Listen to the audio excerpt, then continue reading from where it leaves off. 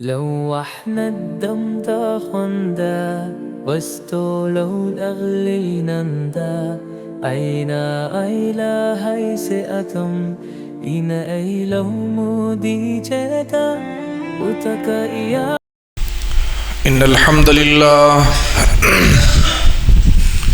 نحمده ونستعينه ونستغفره ونعوذ بالله من شرور أنفسنا ومن سيئات أعمالنا.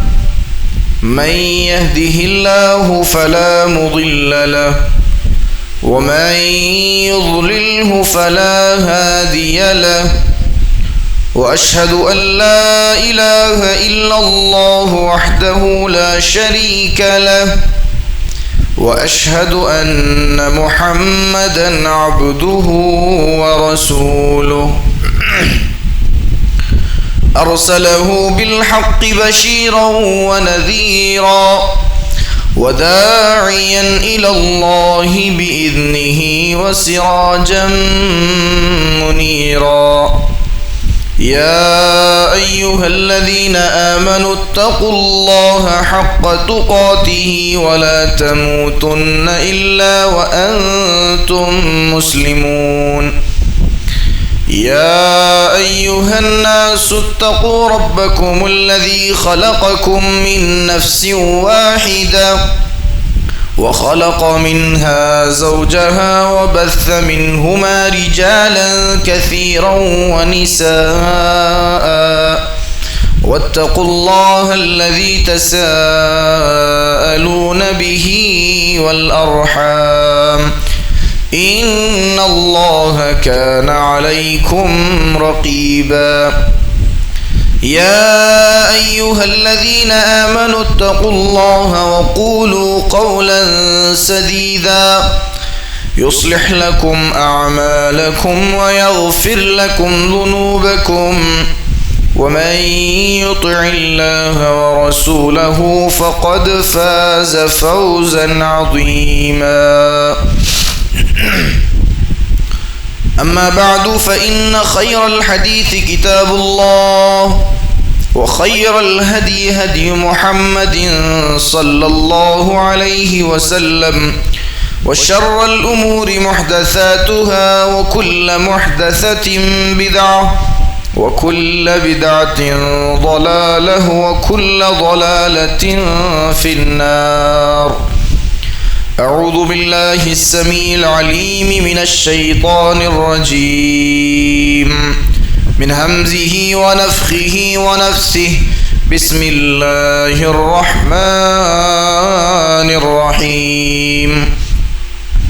إن عدة الشهور عند الله 12 شهرا في كتاب الله يوما خلق السماوات والأرض منها 4 حرم ذلك الدين القيم فلا تظلموا فيهن أنفسكم. معزز حاضرین جمعہ، بزرگان دین ملت، نوجوانان عظام، پردہ نشی باعزت باعفت خواتین اسلام اور عزیز بچوں، تمام قسم کی تعریف و توصیف، بڑائی و بزرگی، عظمت و کبریائی اس اللہ وحدہ لا شریک کے لیے لائق اور سزاوار ہے، جس نے ہم انسانوں کو اس دنیا کے اندر پیدا فرمایا اور اپنی تمام مخلوقات میں ہمیں سب سے افضل اور سب سے اشرف بنایا، اور ہماری رشد و ہدایت کے لیے، ہماری کامیابی و کامرانی کے لیے، ہماری فلاح و بہبودی کے لیے اللہ سبحانہ و تعالی نے بے شمار انبیاء اکرام علیہم السلام کو اس دنیا کے اندر مبعوث فرمایا۔ بعدہ ان تمام انبیاء اکرام علیہم السلام پر درود و سلام کے پھول نشاور ہوں، خصوصاً ہمارے اور آپ کے آخری نبی احمد مجتبی محمد مصطفیٰ جناب محمد الرسول اللہ صلی اللہ علیہ وسلم پر۔ اللہم صلی علیہ، اللہم بارک علیہ۔ معزز سامعین، آج ہم اور آپ جس مہینے سے گزر رہے ہیں وہ اسلامی کیلنڈر کا 8واں مہینہ ہے جسے ہم شعبان کے نام سے جانتے ہیں۔ رجب اور رمضان کے بیچ میں یہ آنے والا مہینہ ایک ایسا مہینہ ہے جس کی کچھ فضیلتیں بھی قرآن و حدیث کے اندر وارد ہیں، اور جتنی فضیلتیں وارد ہیں اس سے کہیں زیادہ اس مہینے میں لوگ بدعتوں کا ایجاد کرتے ہیں، بدعتوں کو انجام دیتے ہیں، جس کا ثبوت نہ قرآن میں ہے اور نہ حدیث میں ہے۔ تو یہ وہ مہینہ ہے جس کی فضیلت بھی آئی ہے حدیث میں۔ انشاءاللہ تبارک و تعالیٰ آج کے اس خطبہ جمعہ میں ہم انہی دو پہلو پہ بات کریں گے کہ اس مہینے میں اللہ کے رسول صلی اللہ علیہ وسلم سے کون سی عبادتیں ثابت ہے، اور آج امت کا ایک بڑا طبقہ کن گمراہیوں میں اور بدعات و خرافات میں ملوث ہے، ان تمام چیزوں کی طرف بھی ہم انشاءاللہ اختصار کے ساتھ نشاندہی کریں گے۔ سب سے پہلے آئیے وہ آیت کریمہ دیکھتے ہیں جو خطبہ مسنونہ کے بعد میں نے آپ کے سامنے پڑھی ہے۔ اللہ تبارک و تعالیٰ نے اس میں بہت ہی بنیادی بات بیان فرمائی، یعنی مہینوں کے اعتبار سے جس طریقے سے آپ انگریزی کے مہینوں میں 12 مہینے پاتے ہیں، اسی طریقے سے اللہ تبارک و تعالیٰ نے بھی جب اس دنیا کو بنایا، آسمان اور زمین جب سے وجود میں ہے تب سے مہینوں کی تعداد 12 ہے اللہ کے نزدیک۔ فرمایا اللہ رب العالمین نے ان عدت الشہور عند اللہ 12 شہرا فی کتاب اللہ یوما خلق السماوات والارض منها 4 حرم ذلك الدین القیم فلا تظلموا فیہن انفسکم۔ اللہ تبارک و تعالی بیان فرماتا ہے ان عدت الشہور عند اللہ 12 شہرا، کہ بے شک اللہ تبارک و تعالیٰ کے نزدیک مہینوں کی تعداد، مہینوں کی گنتی 12 ہے، منہا 4 حرم، اور ان میں سے ان 12 مہینوں میں سے 4 مہینے حرمت والے، فلا تظلموا فیہن انفسکم، اور فرمایا گیا کہ اے لوگو، اے مومنو، اے مسلمانوں، ان 4 مہینوں میں تم اپنے آپ پر ظلم نہ کرنا، ایک دوسرے پر ظلم نہ کرنا۔ ان 4 مہینوں میں جو حرمت والے مہینے ہیں ان میں قتال نہیں کرنا، ان میں جنگ و جدال نہیں کرنا۔ تو اللہ تبارک و تعالیٰ نے جب سے اس دنیا کو بنایا، جب سے آسمان و زمین کا وجود ہے، تب سے ان مہینوں کی تعداد 12 ہے۔ انہی 12 مہینوں میں سے ایک مہینہ شعبان ہے جو 8ویں نمبر کا مہینہ ہے۔ اب آئیے حدیث کے اندر دیکھتے ہیں اللہ کے رسول صلی اللہ علیہ وسلم سے اس مہینے کی کیا فضیلتیں ثابت ہیں۔ بہت زیادہ فضیلتیں ثابت نہیں ہیں۔ یہ شعبان کا مہینہ ہے، یہ بالکل اسی طرح مہینہ ہے جس طریقے سے آپ دوسرے مہینوں کو دیکھتے ہیں، یہ اسی طرح ہے۔ اس کی بہت زیادہ فضیلت، یہ اس کی بہت زیادہ اہمیت قرآن و حدیث میں نہیں بیان کی گئی، بلکہ ایک چیز ہے۔ حضرت عائشہ رضی اللہ تعالیٰ عنہ بیان فرماتی ہیں کہ میں نے اللہ کے رسول صلی اللہ علیہ وسلم کو اس مہینے میں جتنا زیادہ روزہ رکھتے ہوئے دیکھا ہے دوسرے مہینوں میں نہیں دیکھا۔ یعنی رمضان کے بعد اللہ کے رسول اگر کسی مہینے میں سب سے زیادہ روزہ رکھا کرتے تھے تو انہی جو ہے اس مہینے کے ابتدائی دنوں میں رکھا کرتے تھے۔ وہ بھی کیسے روزے؟ 1 سے لے کر کے 14 تک اللہ کے رسول روزہ رکھتے تھے، اور حدیث کی کتابوں میں آتا ہے کہ مسلسل آپ صلی اللہ علیہ وسلم 1 تاریخ سے لے کر شعبان کی پہلی تاریخ سے لے کر کے شعبان کی 14 تاریخ تک مسلسل روزہ رکھتے تھے، اور اس کے بعد 15ویں تاریخ سے اللہ کے رسول روزہ رکھنا چھوڑ دیتے تھے، اور امت کو بھی منع فرمایا کہ 15 شعبان سے 29 یا 30 شعبان تک کوئی بھی روزہ نہیں رکھے گا۔ کیوں؟ اس کی مصلحت اور اس کی حکمت اور اس کا سبب اور علت یہ ہے کہ اس کے بعد کا مہینہ جو ہے وہ اس کے بعد بالکل رمضان کا مہینہ ہے، اور رمضان میں ظاہر سی بات ہے روزے فرض ہو چکے ہیں ہمارے اوپر، اور اگر کوئی آدمی شعبان کے آخر میں روزہ رکھ لے تو جو اس کی انرجی ہے وہ کہیں ختم نہ ہو جائے، اور رمضان کے آنے سے پہلے پہلے جو کہ فرض روزوں کا مہینہ ہے کہیں وہ آدمی اپنے نفل روزوں میں انرجی ختم نہ کر لے۔ اسی لیے اللہ کے رسول صلی اللہ علیہ وسلم اس مہینے کی 15 تاریخ سے لے کر 29 یا 30 تاریخ تک لوگوں کو روزہ رکھنے سے منع فرماتے اور خود بھی روزہ نہیں رکھتے تھے۔ روزہ کب رکھتے تھے؟ 1 تاریخ سے لے کر کے 14 تاریخ تک، یاد رکھیے. اور یہ اللہ کے رسول صلی اللہ علیہ وسلم کی سنت ہے. اگر اس مہینے کی فضیلت آپ کو جاننی ہے، یہ ایک فضیلت مل گئی کہ اللہ کے رسول اس مہینے میں روزہ رکھا کرتے تھے. تو چلو بھائی ہم بھی روزہ رکھیں گے. اگر واقعی ہم نبی کریم صلی اللہ علیہ وسلم سے محبت کے دعوے دار ہیں، اگر واقعی ہمیں نبی کریم صلی اللہ علیہ وسلم کے سنتوں پر عمل پیرا ہونے کا جو ہے جذبہ ہمارے اندر ہے، خواہش ہے، تمنا ہے، تو روزہ رکھیں 1 تاریخ سے لے کر کے 14 تاریخ تک. اچھا، لیکن ہوتا کیا ہے، 14 تاریخ کے بعد جو تاریخ آتی ہے وہ ہے 15، اور 15ویں شعبان کو لوگ شب برات مناتے ہیں. اب یہ شب برات کا کانسیپٹ کہاں سے آیا؟ شب برات ہے کیا چیز؟ شب برات میں کیا کیا چیزیں کی جاتی ہے؟ اس کو دیکھنے سے پہلے ایک اور فضیلت دیکھتے ہیں. ماہ شعبان کی ایک اور فضیلت دیکھ لیتے ہیں. اللہ کے رسول صلی اللہ علیہ وسلم روزہ رکھا کرتے تھے. راوی حدیث پوچھتے ہیں، اے اللہ کے رسول، آپ اس مہینے میں اتنا زیادہ روزہ کیوں رکھتے ہیں؟ اللہ کے رسول صلی اللہ علیہ وسلم انہیں بتاتے ہیں کہ اس مہینے میں لوگوں کے نامہ اعمال اللہ تبارک و تعالیٰ کے پاس پہنچتے ہیں، اور میں چاہتا ہوں کہ اللہ تبارک و تعالیٰ کے پاس جب میرا نامہ اعمال پہنچے تو میں روزے دار ہوں، میں روزے سے ہوں، اور اس حالت میں میرا نامہ اعمال فرشتے اٹھا کر کے اللہ کے پاس لے کر کے جائیں. اے لوگوں، میں اسی لیے روزہ رکھا کرتا ہوں کیونکہ نامہ اعمال اللہ کے پاس پہنچتے. معلوم یہ ہوا کہ انسان کی جو نیکیاں ہیں اور انسان کی جو برائیاں ہیں وہ لکھی جاتی ہیں، اور وقتاً فوقتاً وہ نامہ اعمال اللہ تبارک و تعالیٰ کے پاس پہنچائے بھی جاتے ہیں. حدیث میں 3 چیزوں کا تذکرہ ہے، یعنی 3 ایسے وقت ہیں جس میں نامہ اعمال اللہ تبارک و تعالیٰ کے پاس پہنچتے ہیں. پہلا وقت حدیث میں آتا ہے کہ اللہ تبارک و تعالیٰ فجر کے وقت فرشتوں کو بھیجتا ہے، اور فجر کے وقت فرشتوں کی ایک جماعت کو اٹھاتا ہے، اور اسی طریقے سے عصر کے وقت فرشتوں کی ایک جماعت کو زمین میں بھیجتا ہے، اور عصر کے وقت ایک جماعت کو اٹھا لیتا ہے.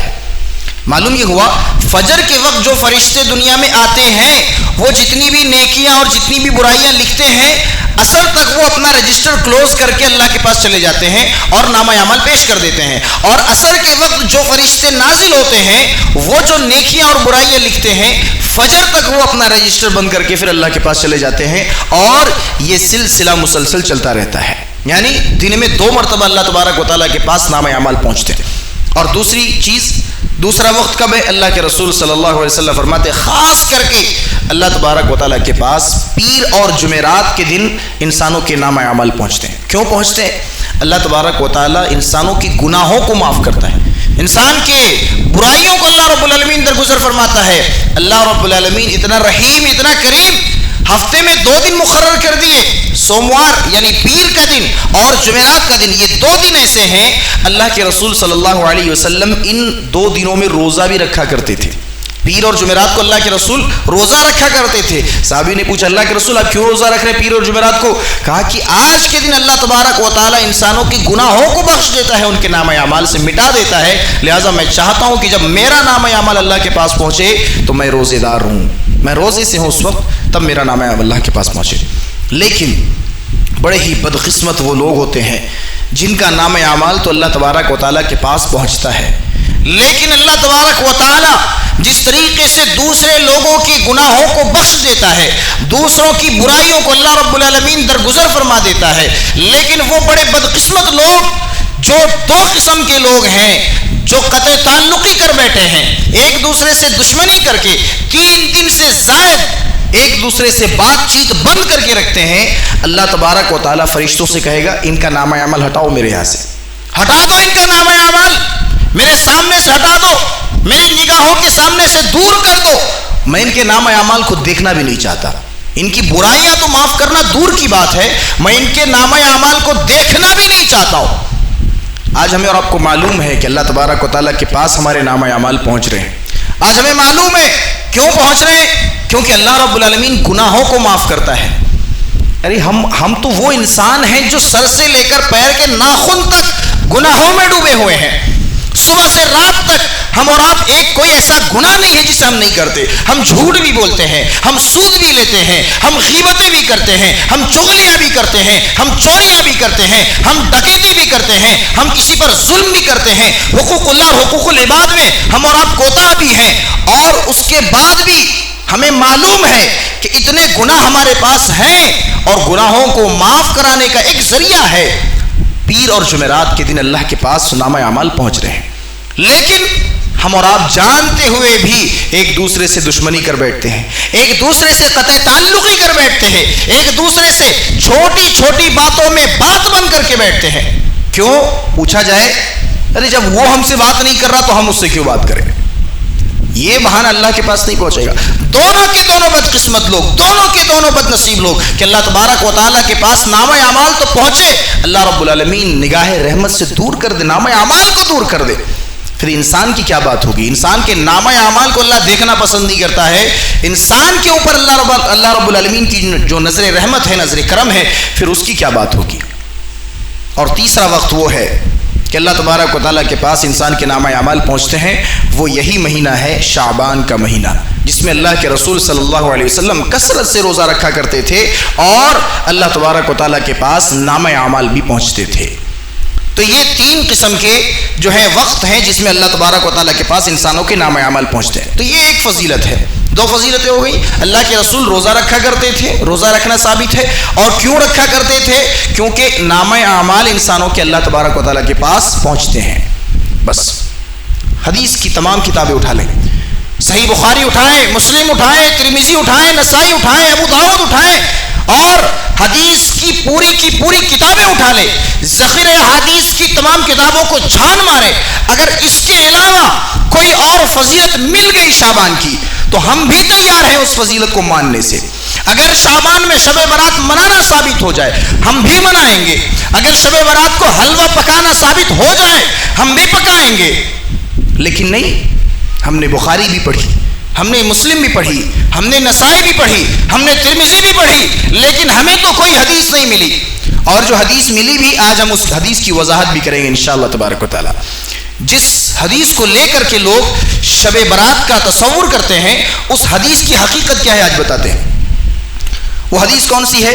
صحیح مسلم کے اندر بھی ہے، ترمذی، ابن ماجہ اور ابو داؤد کے اندر بھی وہ حدیث موجود ہے۔ حضرت عائشہ رضی اللہ تعالی عنہا اللہ کے رسول صلی اللہ علیہ وسلم کی باری رات گزارنے کی حضرت عائشہ رضی اللہ تعالی عنہ کے پاس تھی، اور اللہ کے رسول صلی اللہ علیہ وسلم حضرت عائشہ کے پاس گئے، لیکن رات کو اٹھ کر کے اللہ کے رسول صلی اللہ علیہ وسلم حجرہ عائشہ سے نکل جاتے ہیں۔ حضرت عائشہ رضی اللہ تعالیٰ عنہ کو لگتا ہے کہ اللہ کے رسول ہو سکتا ہے کہ مجھے چھوڑ کر کے کسی اور بیوی کے پاس جا رہے ہیں، اللہ کے رسول اپنی کسی اور بیوی کے پاس جا رہے ہیں، حالانکہ باری میری ہے اور اللہ کے رسول کسی اور کے پاس کہیں جا رہے ہیں کیا؟ اللہ کے رسول کے پیچھے حضرت عائشہ نکل جاتی ہے اور پیچھے جا کر کے دیکھتی ہیں تو اللہ کے رسول کہاں ہیں؟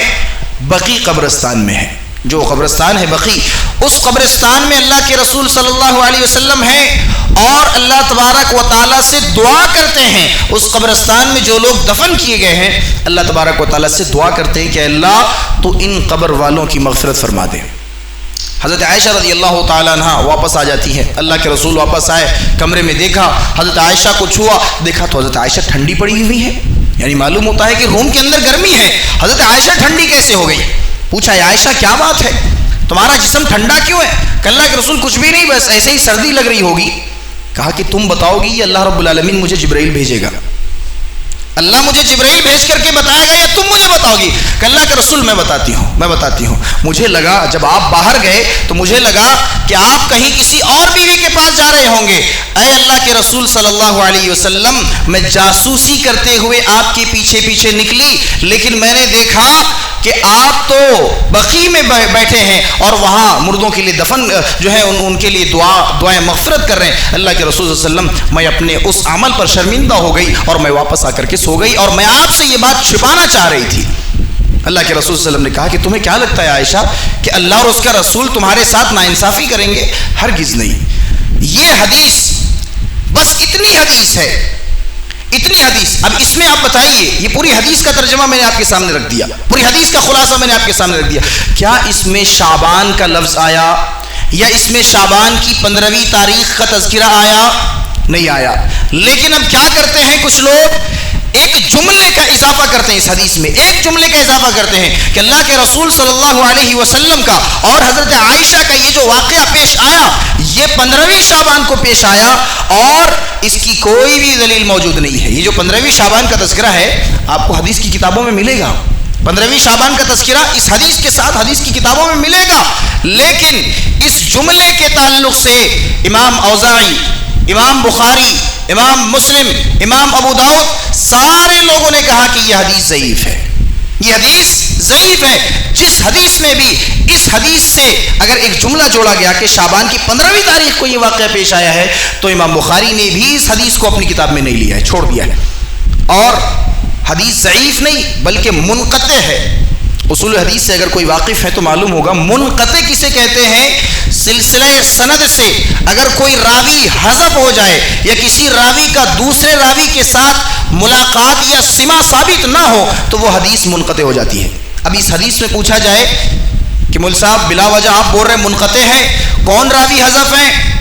تو بتاؤ، اس حدیث کے اندر حجاج نامی ایک راوی ہے، اس راوی کا یحییٰ نامی ایک راوی سے لقاء ثابت نہیں ہے، سماع ثابت نہیں ہے، یعنی ملاقات ہی ثابت نہیں ہے، اور کہتے ہیں کہ میں نے ان سے سنا ہے، ملاقات ہی نہیں ثابت ہے۔ وہ تو کوئی فون کا زمانہ نہیں تھا نا، فون کا زمانہ نہیں تھا، تو آپ اسماء الرجال اٹھائیں، ایک کتاب ہے جس میں راویوں کی تمام ہسٹری موجود ہے، راویوں کے نام کے ساتھ ان کا بایو ڈیٹا، ان کی ہسٹری پوری موجود ہوگی، اسماء الرجال۔ حدیث یوں ہی ہمارے پاس نہیں آ جاتی۔ اسماء الرجال نامی ایک کتاب ہے، اس میں سارے راویوں کے نام موجود ہیں اور ان کی ڈیٹیلز بھی موجود ہیں کہ کون راوی ثقہ ہے، کون راوی ضعیف ہے، کس راوی پر تہمت لگا ہے، کس راوی پر جو ہے جھوٹ کا بہتان ہے، یہ تمام چیز اس میں موجود ہیں۔ تو یہاں پر حجاج نامی ایک راوی اور یحییٰ نامی ایک راوی، تو یحییٰ سے حضرت حجاج کا سماع ثابت نہیں ہے، اور یحییٰ نام کا ایک راوی جو عروہ سے جو ہے روایت کرتا ہے، عروہ نامی راوی سے بھی اس کا سماع نہیں ہے۔ تو یہ دو راوی ایسے ہیں جس کی وجہ سے منقطع ہو گئی یہ حدیث، اور صرف ضعیف نہیں، نہایت ہی کمزور ضعیف ہو گئی یہ حدیث۔ اب بتائیے، ایسی حدیثوں سے کوئی استدلال کرے کہ شب برات منانا جائز ہے؟ تو یہ چیز تو واضح ہو گئی کہ شب برات کیوں مناتے ہیں اور کس حدیث کو لے کر کے مناتے ہیں۔ اگر اس حدیث میں راویوں کو جو ہے ثقہ ثابت کر دیا جائے تب یہ حدیث صحیح ہو جائے گی، لیکن راویوں کو جو ہے ثقہ ثابت نہیں کیا جا سکا اور ان کا سماع ہی ثابت نہیں ہے، یہ علمی بحث ہو جائے گی اگر حدیث کے تعلق سے جاؤ تو۔ لہٰذا اختصار کے ساتھ بس اتنی سمجھنے کی کوشش کیجیے کہ اس حدیث کے اندر دو راوی ایسے ہیں جس کی وجہ سے اس حدیث کی سند کو منقطع قرار دے دیا گیا اور انتہائی ضعیف ہو گئی یہ حدیث۔ اب اس حدیث کو لے کر کے لوگ شب برات مناتے ہیں، اور شب برات میں کیا کیا چیزیں ہوتی ہیں، تھوڑی چیزیں اب ان کو بھی دیکھ لیتے ہیں۔ پہلی چیز تو یہ ہوتی ہے کہ 15ویں شعبان کو لوگ صلاۃ الفیہ کے نام سے ایک نماز پڑھتے ہیں۔ صلاۃ الفیہ اصل میں اس کا معنی تو ہوتا ہے کہ ہزاری نماز، ہزار وقت کی نماز ایک ہی بار میں پڑھ لیتے ہیں، اور کتنی رکعت پڑھتے ہیں؟ 12 رکعت نماز پڑھتے ہیں۔ اور اس میں ہوتا کیا ہے؟ اس 12 رکعت نماز میں سورہ فاتحہ کے بعد 10 مرتبہ سورہ اخلاص پڑھتے ہیں، سجدے میں جانے کے بعد 70 مرتبہ درود پڑھتے ہیں، اور سمجھتے ہیں کہ اس نماز کو پڑھ کر کے اللہ تبارک و تعالیٰ ان کے تمام تر گناہوں کو بخش دیتا ہے اور انہیں خواب میں جنت دکھا دیتا ہے، اور اسی طریقے سے قیامت کے دن اللہ تبارک و تعالیٰ ان لوگوں کو ایک موقع دے گا۔ کیسا موقع؟ کہ ان کے خاندان سے 10 ایسے لوگوں کی سفارش کا موقع دے گا جن کا جہنم میں جانے کا اعلان ہو چکا ہے۔ کن لوگوں کو ملے گا یہ موقع؟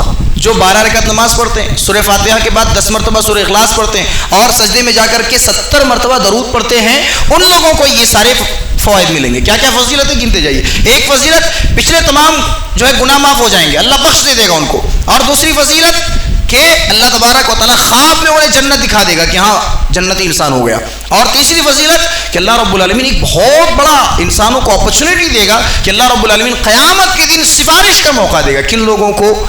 ان بدعتیوں کو، ان جہنمیوں کو جن کا جہنم میں جانے کا اعلان ہو چکا ہے، ان کو وہ جہنم سے نکال کر کے 10 لوگوں کو جنت میں لے کر کے آئیں گے، یہ بات بتاتے ہیں۔ اب آئیے آیت الکرسی کی وہ آیت دیکھیے، اللہ تبارک و تعالیٰ اس میں کیا فرماتا ہے؟ الا من اذن له الرحمن وقال صوابا، یہ سورہ نبا کی آیت ہے. یوم یقوم الروح والملائکۃ صفا لا یتکلمون الا من اذن له الرحمن وقال صوابا. اس دن لائن میں قطار میں سارے کے سارے لوگ ہوں گے. اس دن انبیاء بھی ہوں گے, اس دن اولیاء بھی ہوں گے, اس دن امام بھی ہوں گے, اس دن بڑے سے بڑے بزرگ اور پیر کو بھی لائن میں کھڑا کیا جائے گا. یوم یقوم الروح والملائکہ, اور صرف انسان ہی نہیں بلکہ قطار میں فرشتے بھی ہوں گے, جبرائیل امین بھی ہوں گے. اللہ تبارک و تعالیٰ فرماتا ہے الا من اذن له الرحمن لا يتكلمون الا من اذن له الرحمن. کسی کے اندر اتنی ہمت اور کسی کے اندر اتنی مجال نہیں ہوگی کہ وہ اللہ کے سامنے اپنی زبان کھول دے. کسی کے سامنے اتنی مجال نہیں ہوگی, کسی کے اندر اتنی جرأت و جسارت نہیں ہوگی کہ وہ اللہ تبارک و تعالیٰ کے سامنے اپنی زبان بھی کھول دے. حالانکہ اس قطار میں, اس لائن میں انبیاء بھی ہوں گے, اس لائن میں اولیاء بھی ہوں گے, اس لائن میں امام بھی ہوں گے, بڑے سے بڑا پیر اور بڑے سے بڑا بزرگ بھی اس لائن میں ہوگا. لا یتکلمون, کوئی بھی بات نہیں کر سکیں گے اللہ تبارک و تعالیٰ کے سامنے. اور یہاں بات ہو رہی ہے کہ جو آدمی 12 رکعت نماز پڑھ لے, اللہ تبارک و تعالیٰ ایسے آدمی کو سفارش کا موقع دے گا, اور سفارش کا موقع ہی نہیں بلکہ اللہ رب العالمین اس کی سفارش کو قبول بھی کر لے گا اور 10 جہنمیوں کو جنت میں ڈال دے گا. من ذا الذی یشفع عنده الا باذنہ. اور رہی بات جہاں تک شفاعت کی, اور رہی بات جہاں تک سفارش کی, اللہ تبارک و تعالیٰ آیت الکرسی میں فرماتا ہے من ذا الذی یشفع عنده الا باذنہ. کون ہے تم میں سے جو اللہ تبارک و تعالیٰ کے سامنے آ کر کے سفارش کر سکے؟ کس میں اتنی مجال ہے, کس میں اتنی ہمت ہے جو میرے سامنے آ کر کے میری اجازت کے بغیر سفارش کرے؟ کسی کی اتنی مجال نہیں ہوگی, کسی کی اتنی مجال نہیں ہوگی کہ وہ اللہ کے سامنے اپنا زبان تک ہلائے, اپنی زبان کو حرکت دے. انسان کے اندر اتنی طاقت نہیں ہوگی, اتنی جسارت اور اتنی جرأت نہیں ہوگی. انسان سمجھتا ہے 12 رکعت پڑھ لیا, اللہ رب العالمین ہمیں خود موقع دے گا کہ ہم 10 جہنمیوں کو جنت میں ڈال دیں گے. سارے انبیاء وہاں موجود ہوں گے. گنہگار انسان انبیاء کے پاس جائیں گے, آدم علیہ السلام سے عیسیٰ علیہ السلام تک سارے لوگوں کے پاس آ کر کے گڑ گڑائیں گے. آدم علیہ السلام کے پاس جائیں گے, اے نبی, اے اللہ کے نبی, آئیے ہماری شفاعت کر دیجئے. وہ کہیں گے مجھ سے نہیں ہوگا, میں خود گناہ کر بیٹھا تھا, مجھے اسی لیے تو جنت سے نکالا گیا. ابراہیم کے پاس آئیں گے, ابراہیم بھی کہیں گے میں بھی نہیں شفاعت کر سکتا. موسیٰ کے پاس آئیں گے, موسیٰ کہیں گے میں بھی نہیں کر سکتا. عیسیٰ کے پاس آئیں گے, عیسیٰ بھی نہیں کر سکتے. سارے انبیاء کا چکر لگانے کے بعد آخر میں جناب محمد رسول اللہ صلی اللہ علیہ وسلم کے پاس آئیں گے. اے نبی صلی اللہ علیہ وسلم, ہم خطا کار ہیں, ہم گنہگار ہیں, اے اللہ کے رسول آپ ہمارے لیے شفاعت کیجئے. اللہ کے رسول آگے بڑھیں گے, ڈرتے سہمتے آگے بڑھیں گے, سجدہ ریز ہو جائیں گے, کچھ کہیں گے نہیں. اتنی بھی مجال نہیں ہے اللہ کے سامنے کہ نبی کریم صلی اللہ علیہ وسلم بھی کچھ کہیں, سجدے میں پڑ جائیں گے, روئیں گے, امتی امتی کا رٹ لگائیں گے, میری امت میری امت. اللہ کہے گا ارفع رأسک یا محمد, اے محمد صلی اللہ علیہ وسلم اپنے سر کو اٹھائیے, سل توتا, سوال کیجئے آپ کو دیا جائے گا, مانگیے کیا مانگتے ہیں دیا جائے گا. اللہ کے رسول کتنی دیر تک سجدے میں ہوں گے اس کی کوئی وضاحت نہیں ہے. کتنی دیر تک اللہ کے سامنے گڑ گڑائیں گے, اللہ کے سامنے روئیں گے, آنسو بہائیں گے, امت کے لیے تڑپیں گے, تب جا کر کے اللہ رب العالمین ایک جملہ کہے گا ارفع رأسک یا محمد سل توتا. اے محمد صلی اللہ علیہ وسلم اب سر کو اٹھائیے, مانگیے کیا مانگنا ہے ہم آپ کو عطا کریں گے. اللہ کے رسول کیا مانگیں گے؟ اللہ یہ میری امت کے لوگ ہیں, اللہ میری امت کے لوگ ہیں, میں ان کی شفاعت چاہتا ہوں, میں ان کی سفارش چاہتا ہوں. لیکن ان میں سے بھی کیا ہوگا؟ حضرت جبرائیل علیہ السلام کچھ لوگوں کو پکڑ پکڑ کر جہنم میں ڈالیں گے, کچھ لوگوں کو جنت سے نکالیں گے. اللہ کے رسول دیکھیں گے یہ کیا معاملہ ہے, یہ کیا ماجرا ہے کہ کسی کو جنت سے نکال کر کے واپس جہنم میں ڈالا جا رہا ہے اور کسی کو جہنم میں دھکیل دھکیل کر ڈالا جا رہا ہے, کیا معاملہ ہے؟ حضرت جبرائیل علیہ السلام کہیں گے اللہ کے رسول آپ کو نہیں معلوم, آپ کے چلے جانے کے بعد, آپ کے دنیا سے چلے جانے کے بعد ان لوگوں نے کیا کیا چیزوں کا ایجاد کیا تھا, ان لوگوں نے کتنی دین میں بدعتوں کا ایجاد کر دیا تھا, دین میں کتنا کچھ ملا دیا تھا اور کتنی نئی چیزیں انہوں نے ایجاد کر دی تھی. اللہ کے رسول آپ کو نہیں معلوم. وہی رسول جو اللہ کے سامنے گڑ گڑائیں گے, وہی رسول جو اللہ کے سامنے روئیں گے, کن کے لیے؟ اپنی امتیوں کے لیے. انہی امتیوں کے تعلق سے اللہ کے رسول کہیں گے جاؤ لے جاؤ انہیں جہنم میں, پھینک دو انہیں جہنم میں. وقال الرسول یا ربی ان قوم اتخذوا هذا القرآن مہجورا. اللہ کے رسول اوپر سے شکایت بھی کریں گے, اللہ یہ میری قوم ہے جنہوں نے قرآن کو نہیں پڑھا. قرآن میں واقعی لکھا ہوا ہے کہ اللہ تبارک و تعالیٰ نے جو کہا ہے بس اتنا ہی کرنا ہے, نبی نے جو کہا ہے اتنا ہی کرنا ہے. اللہ یہ قرآن کو نہیں پڑھتے تھے, قرآن کو پڑھتے بھی تھے تو عمل نہیں کرتے تھے, اور نہ عمل کرنے کا نتیجہ یہ ہوا کہ انہوں نے بدعتوں کا ایجاد کیا. اے اللہ میں ان کی شکایت کرتا ہوں تجھ سے. وقال الرسول یا رب ان قوم اتخذوا هذا القرآن مہجورا. اللہ انہوں نے قرآن کو چھوڑ دیا تھا, ان کا تو پکڑ کر, ان کا تو حساب لے, انہیں تو جہنم میں ڈال دے. وہی نبی جو امت کے لیے اتنے رحیم, وہی نبی جو امت کے لیے اتنے جو ہے حریص, اور وہی نبی اللہ تبارک و تعالیٰ سے دعا کریں گے, شکایت کریں گے, اللہ یہ میری امت کے لوگ ہیں, جہنم میں ڈال دے ان کو. یہ 15ویں شعبان کی حقیقت کو کیا سمجھتے ہیں؟ ہم اور آپ سوچتے ہیں کہ بہت اچھی چیز ہے, نماز پڑھنا کوئی گناہ کا کام نہیں ہے. یاد رکھیے بدعت وہی ہے جو آدمی عبادت سمجھ کر کے کرتا ہے, عبادت سمجھ کر کے کی جاتی ہے. لیکن ایک اصول لے کر کے جائیے, آج یہاں سے ایک اصول لے کر کے جائیے. کیا اصول؟ عبادت کو قبول ہونے کے لیے 3 چیزوں کی ضرورت ہے. قبولیت اعمال کے 3 شرائط ہیں. اب ان 3 شرائط کو اپنے ذہن میں, اپنے دماغ میں بیٹھا لیجئے, اور کوئی بھی آئندہ سے عمل کیجئے تو ان 3 چیزوں کو اس میں تلاش کیجئے کہ کیا وہ 3 چیزیں اپنے عبادت میں ہے کہ نہیں ہے. وہ 3 چیزیں کیا ہے؟ نمبر 1, ایمان کا ہونا ضروری ہے. اگر ہمارے پاس ایمان ہے تو عبادت قابل قبول ہے.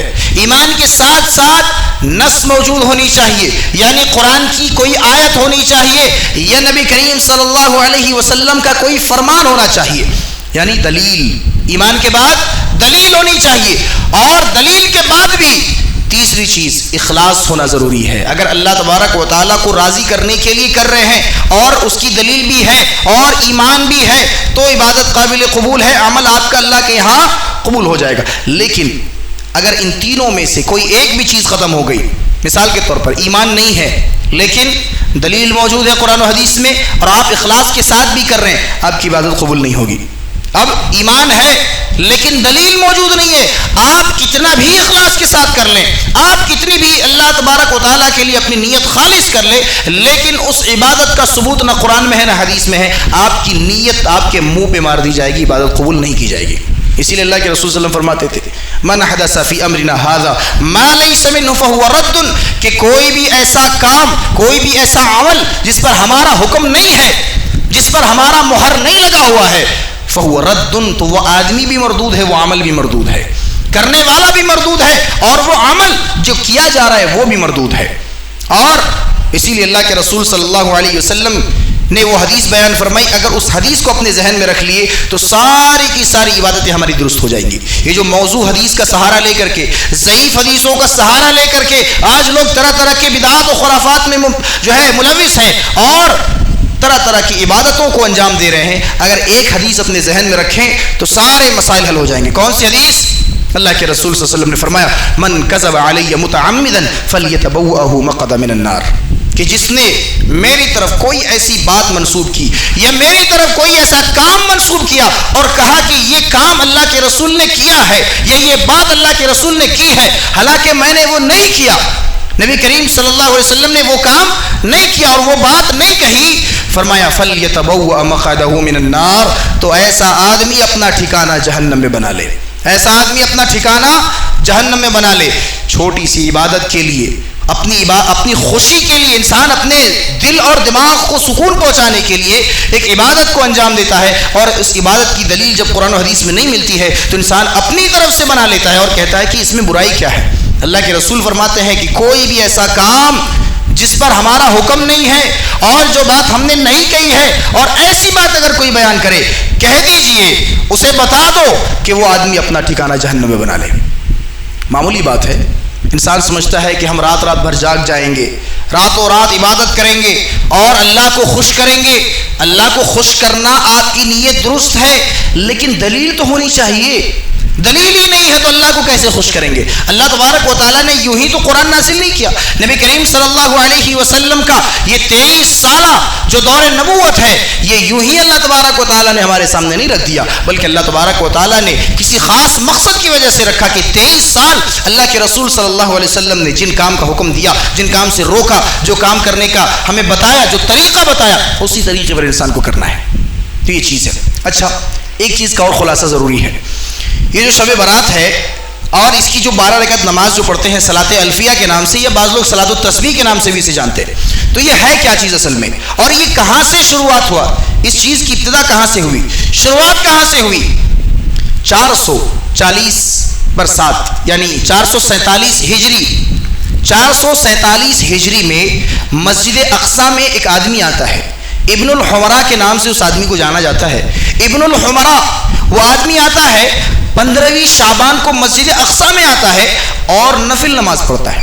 نفل نماز پڑھتا ہے، 12 رکعت نفل نماز پڑھتا ہے، بلند آواز سے پڑھتا ہے. اس کی آواز بہت ہی بہترین تھی. قرآن جب پڑھتا تھا تو لوگ سنتے رہ جاتے. تو جب اس نے نفل نماز شروع کی، لوگ بھی اس کے ساتھ آ کر کے مل گئے اور نماز پڑھنا شروع کیے. اور یہ تاریخ یاد رکھیے، 15ویں شعبان اور 447 ہجری یعنی اللہ کے رسول صلی اللہ علیہ وسلم کے انتقال کے 400 سال بعد، اللہ کے رسول صلی اللہ علیہ وسلم کے 4 صدیوں کے بعد. اللہ کے رسول کے زمانے میں نہیں، صحابہ کے زمانے میں بھی نہیں، تابعین اور تبع تابعین کے زمانے میں بھی نہیں.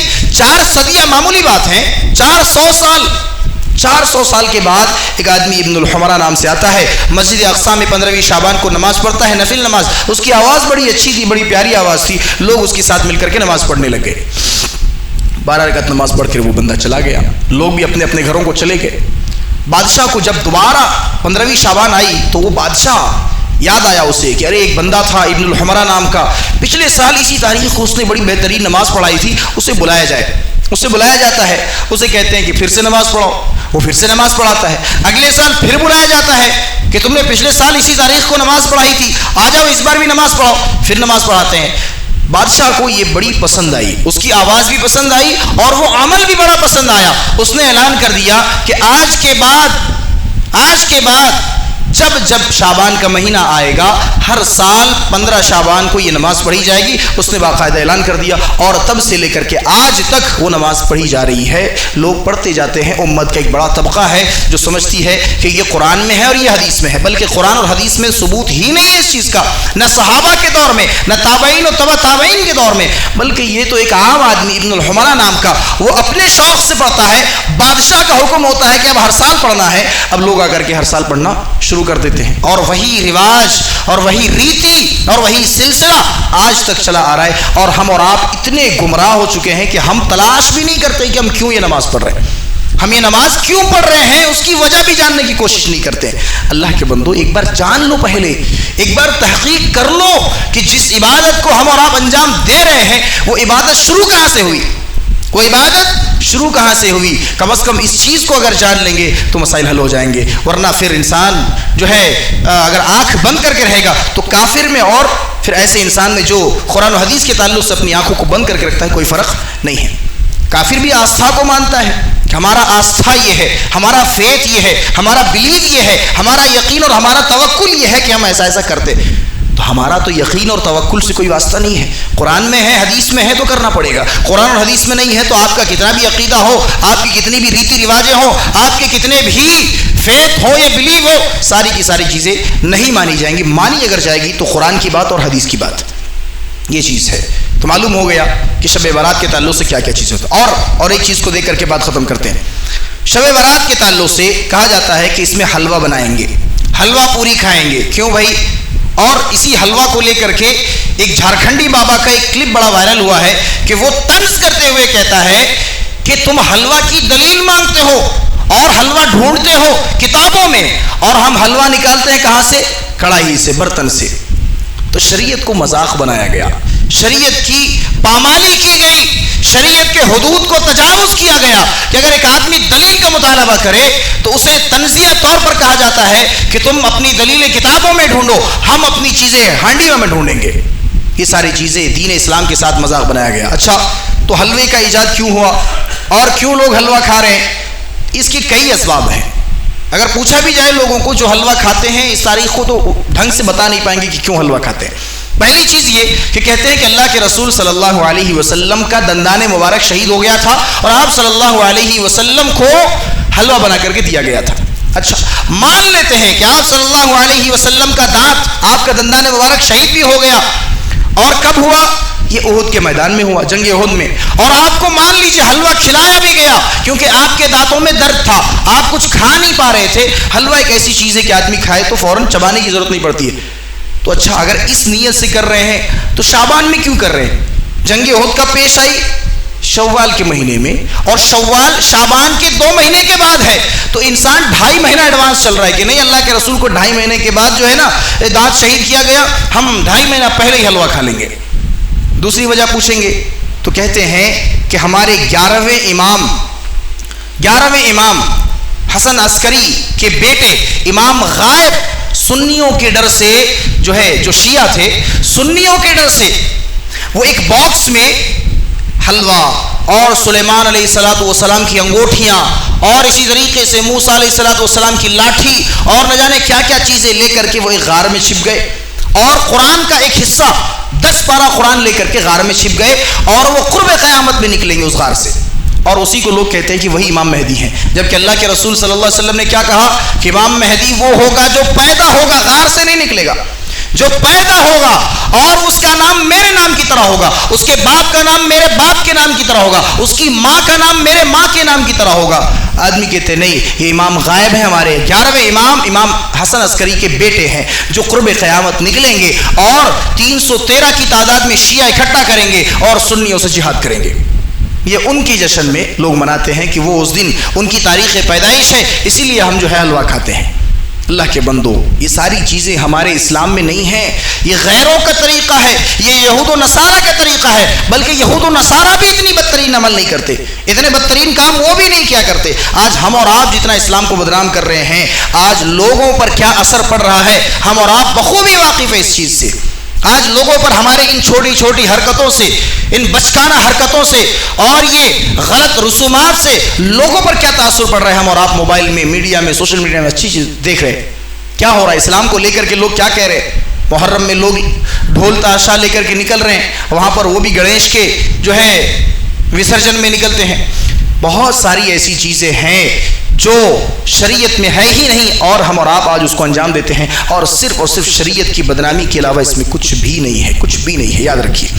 تو ضرورت اس بات کی ہے کہ ہم اور آپ کوئی بھی عبادت کریں، عبادت کرنا منع نہیں ہے، عبادت تو اللہ تبارک و تعالیٰ کو پسند ہے نا، عبادت اللہ تبارک و تعالیٰ کے لیے ہی تو ہم کرتے ہیں، اللہ کو خوش کرنے کے لیے، اللہ کو راضی کرنے کے لیے ہم کرتے ہیں۔ کوئی بھی آدمی تو اللہ کو جو ہے ناراض کرنے کے لیے تو نہیں کرتا عبادت۔ تو جب اللہ کو ہم راضی کر رہے ہیں تو اللہ تبارک و تعالیٰ نے جس طریقے سے بتایا، نبی کریم صلی اللہ علیہ وسلم نے ہمیں جو طریقہ بتایا، اللہ کے واسطے اس طریقے کو اپنائیے، اس طریقے کو اپنائیے۔